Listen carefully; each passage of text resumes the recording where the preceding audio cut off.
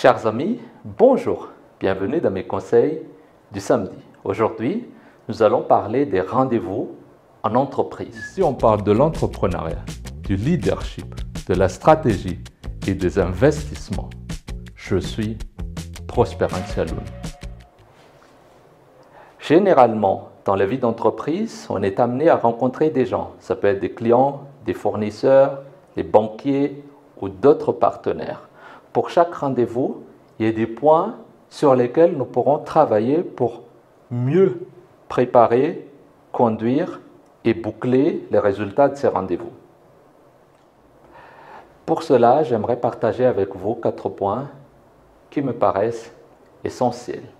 Que ce soit pour présenter ses produits ou ses services, développer des projets ensemble en partenariat, le rendez-vous client reste un élément essentiel qui demande des préparations et des règles de conduite pour aboutir à un résultat acceptable. Votre chez vous à Madagascar en quelques clics. Maison et Tradition vous propose un pied-à-terre ou un investissement locatif. Le projet est porté par Solidis, une institution financière de confiance, partenaire entre autres de l'AFD et de la Banque mondiale. Maison et Tradition allie un gain de temps, pas de recherche de terrain, des constructions effectuées et suivies par des professionnels, mais aussi la sérénité et un emplacement accessible.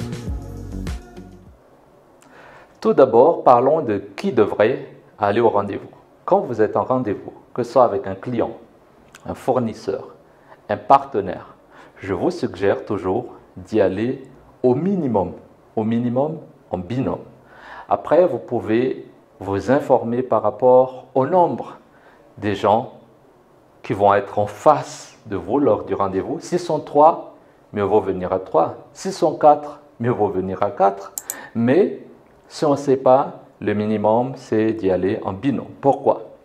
Binôme, parce que il faut toujours, en tant que manager, en tant que responsable, il faut toujours que vous préparez votre équipe pour la relève. Donc, amener l'équipe à participer à ces rendez-vous, c'est les former déjà, leur montrer la réalité de la chose. Les expériences ont façonné les maîtres. Donc, si vous voulez qu'un membre de votre équipe devienne demain, après-demain, un maître, quelqu'un qui est à votre niveau, ou voire plus, il faut les préparer dès maintenant. Deuxième chose, c'est au niveau psychologique. C'est-à-dire que le client, s'il voit 2 personnes au lieu d'une, il y a déjà un impact derrière. Ça montre du professionnalisme, ça montre qu'il n'y a pas qu'une seule personne qui travaille sur ce projet, il y a au moins 2. Troisième chose, c'est aussi pour montrer que le travail est partagé au niveau de votre équipe, que ce n'est pas vous derrière un bureau qui est en train de tout écrire, mais il y a aussi quelqu'un d'autre qui s'y connaît. Et en cas d'absence de votre part, la personne que vous amenez pourrait être un relais. Et bien évidemment, ça renforce un peu la confiance envers votre entreprise ou votre département. Deuxième point important, c'est la préparation. Chaque rencontre, chaque rendez-vous devrait être préparé. De quoi va-t-on parler? Qu'est-ce qu'on va présenter? Il faut que ce soit quelque chose toujours d'excitant, c'est-à-dire qu'il faut travailler à la fois le fond et la forme. Le fond, c'est-à-dire qu'il faut donner quelque chose de consistant, quelque chose qui répond aux besoins, soit du client, du fournisseur ou de votre partenaire. Travailler sur les sujets qui vont être débattus lors de votre rencontre. S'il s'agit de vendre un produit ou un service, il faut travailler là-dessus pour pouvoir permettre de donner les éléments essentiels de ce produit ou de ce service, les avantages qui pourraient pousser le client à acheter. S'il s'agit de négocier un prix avec un fournisseur ou un mode de paiement, il faut donner les bonnes raisons pourquoi le fournisseur devrait accepter cela. Parce que peut-être qu'il y a un enjeu d'image, il y a un enjeu de notoriété, il y a un enjeu de volume, il y a un enjeu de qualité, il y a plusieurs choses. Et ce sont ces éléments réfléchis qui vont jouer lors de la décision. Il faut aussi, entre autres, être empathique, se mettre un peu à la place de l'interlocuteur. C'est-à-dire qu'il faut penser à toutes les questions éventuelles qu'il ou elle pourrait poser et préparer déjà des réponses. Parfois, pour pouvoir donner l'occasion aux gens de poser ces réponses, il y a des éléments qu'on ne donne pas tout de suite lors de la présentation. Des éléments évidents, c'est-à-dire des éléments qui interpellent, sur lesquels ils vont poser des questions. Et c'est seulement après leurs questions que vous proposez les réponses. Donc, travailler sur tous ces éléments, ça vous permet d'être professionnel, de démontrer que vous savez ce que vous faites et que vous êtes parmi les meilleurs dans votre domaine.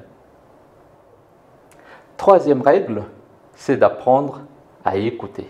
La plupart du temps, les gens, ils aiment parler. Ils ont tellement envie de parler et ils oublient d'écouter. Il ne faut pas oublier qu'on a deux oreilles et une bouche. C'est-à-dire que, de manière générale, essayons de garder cette parité. C'est-à-dire qu'on écoute le 2/3 du temps et on parle 1/3 du temps. 30% pour parler, 70% pour écouter. Quatrième point, c'est tout ce qui est conseil. Essayez de repérer le lieu du rendez-vous, d'avoir une idée du temps de trajet. En temps on arrive là où on tourne cette vidéo, c'est très difficile tout ce qui est transport, que ce soit public ou privé. Donc, il faut savoir anticiper pour être là à temps. C'est pour ça que la reconnaissance du lieu, c'est très important. Il faut être ponctuel au moment des rendez-vous. Il faut avoir cette habitude, avoir cette culture de ponctualité. Et en plus, c'est soigner son image. Quand on vient au rendez-vous, il faut que notre façon d'arriver, notre présence, on arrive avec le sourire, on arrive bien rasé, on arrive après une bonne douche, on sent bon. Il faut que tout ça vienne ensemble. On ne vient pas à un rendez-vous délabré, on sent l'alcool ou avec des cheveux non coiffés, ça ne le fait pas. Comme on a dit tout à l'heure, il faut soigner et le fond et la forme. Et dans la forme, notre façon de nous présenter est très, très important. Même si parfois on dit l'habit ne fait pas le moine, croyez-moi, quelqu'un qui inspire confiance, c'est quelqu'un qui est propre, quelqu'un qui a de la présence, quelqu'un qui répond techniquement aux questions et quelqu'un qui sait ce qu'il fait. Donc un dernier point, un point bonus aujourd'hui, c'est que par rapport à un rendez-vous, quand le rendez-vous se termine, les gens ne sont pas encore satisfaits, ils n'arrivent pas à décider, il faut persévérer, revenir vers eux, leur demander ce qui ne va pas, ce qui les gêne et essayer de retravailler cette partie pour que le client, le fournisseur ou le partenaire soient en phase par rapport à ce qu'ils veulent et qu'on puisse travailler convenablement avec eux en tant que partenaire ou en tant que client ou fournisseur.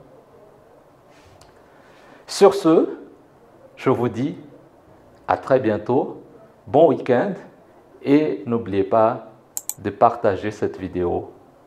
Au revoir.